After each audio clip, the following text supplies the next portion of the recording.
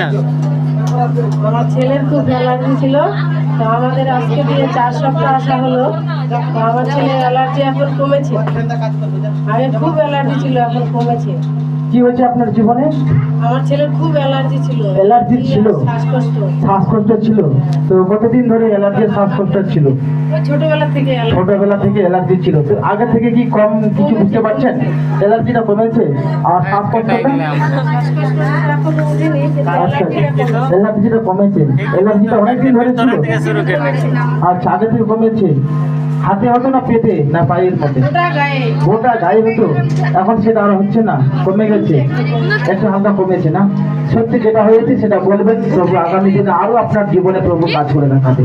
তো সত্যি ওনার জীবনে কতদিন ধরে অ্যালার্জিটা ছিল?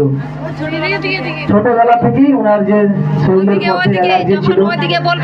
তো অ্যালার্জি কিন্তু কোনো লাভ হতো না, আরাম পেতেন না, কিছু হতেন না, সুস্থতা পেতেন না।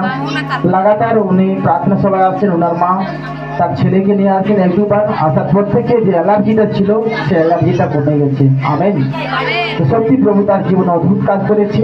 তো সে প্রভুর জন্য আমরা জোরসে ধন্যবাদ করি, পবিত্র আত্মার জন্য জোরসে ধন্যবাদ করি।